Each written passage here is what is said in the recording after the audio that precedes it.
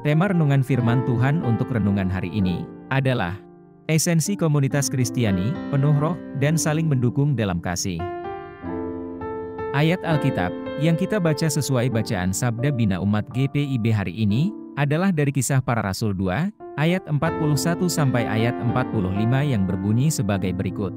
Orang-orang yang menerima perkataannya itu dibaptis, dan pada hari itu jumlah mereka bertambah kira-kira 3.000 jiwa. Mereka bertekun dalam pengajaran rasul-rasul, dalam persekutuan, dalam memecahkan roti dan berdoa. Ketakjuban melanda semua orang, sebab rasul-rasul itu mengadakan banyak mujizat dan tanda.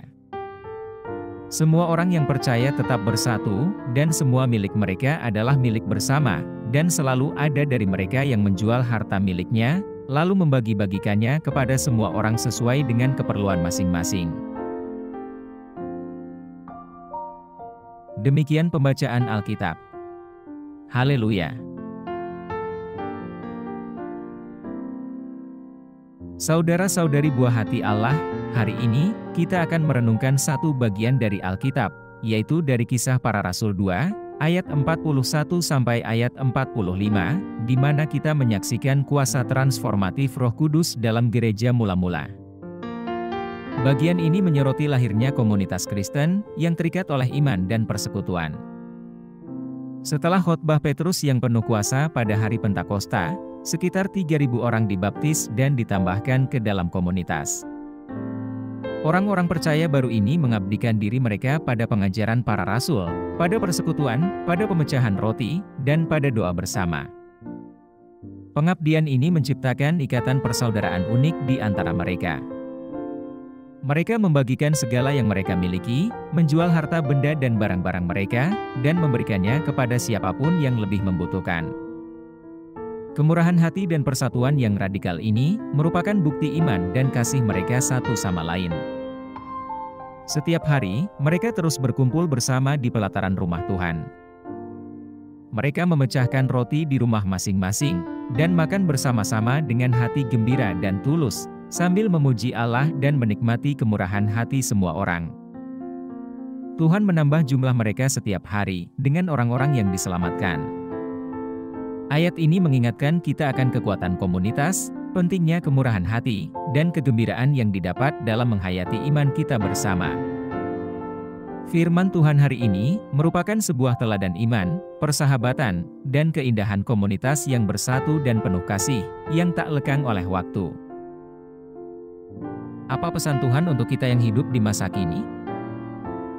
Kisah Para Rasul 2, ayat 41 sampai ayat 45, memberikan gambaran yang jelas tentang komunitas Kristen mula-mula, sebuah komunitas yang dipenuhi roh, yang bersatu dalam iman, pembelajaran, dan kasih.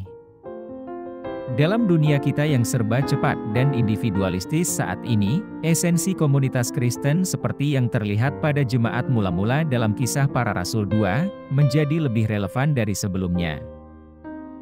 Hal ini memanggil kita untuk mengabdi pada ajaran Kristus, untuk membina hubungan yang dalam dan tulus, dan untuk mendukung satu sama lain tanpa syarat. Sama seperti orang-orang percaya mula-mula, yang mengabdikan diri mereka pada ajaran para rasul, kita juga harus memprioritaskan pertumbuhan rohani kita. Terlibat dalam pembelajaran Alkitab, doa bersama, dan ibadah secara teratur. Praktek-praktek ini menjadi dasar iman kita, yang semakin mendekatkan kita kepada Tuhan. Apa pesan Tuhan untuk kita yang hidup di masa kini? Kisah Para Rasul 2, ayat 41 sampai ayat 45, memberikan gambaran yang jelas tentang komunitas Kristen mula-mula, sebuah komunitas yang dipenuhi roh, yang bersatu dalam iman, pembelajaran, dan kasih. Dalam dunia kita yang serba cepat dan individualistis saat ini, esensi komunitas Kristen seperti yang terlihat pada jemaat mula-mula dalam Kisah Para Rasul 2, menjadi lebih relevan dari sebelumnya. Hal ini memanggil kita untuk mengabdi pada ajaran Kristus, untuk membina hubungan yang dalam dan tulus, dan untuk mendukung satu sama lain tanpa syarat. Sama seperti orang-orang percaya mula-mula, yang mengabdikan diri mereka pada ajaran para rasul, kita juga harus memprioritaskan pertumbuhan rohani kita. Terlibat dalam pembelajaran Alkitab, doa bersama, dan ibadah secara teratur. Praktek-praktek ini menjadi dasar iman kita, yang semakin mendekatkan kita kepada Tuhan. Apa yang harus kita terapkan dalam kehidupan kita sehari-hari? Kemurahan hati radikal Gereja Mula-Mula adalah sebuah contoh yang kuat. Kita dipanggil untuk membagikan berkat yang kita terima dari Tuhan, menyumbangkan waktu kita, dan menyediakan kebutuhan dasar bagi mereka yang membutuhkan. Baik melalui dukungan keuangan, bantuan natura, menjadi sukarelawan, atau sekadar berada di sisi mereka yang kesusahan, dengan menjadi seorang sahabat yang mau mendengarkan dan peduli dengan keluhan mereka. Setiap tindakan kasih akan memperkuat komunitas kita. Persatuan dalam keberagaman merupakan ciri khas Gereja Mula-Mula. Terimalah mereka yang berbeda dari Anda, hilangkan hambatan, dan bangun hubungan yang sifatnya inklusif. Persatuan serupa ini tidak hanya menghormati Tuhan, tetapi juga menciptakan komunitas yang bersemangat dan penuh kasih, yang mencerminkan kasih Kristus kepada dunia. Kesimpulannya, rangkulah semangat komunitas. Hiduplah dengan murah hati. Mari kita berdoa.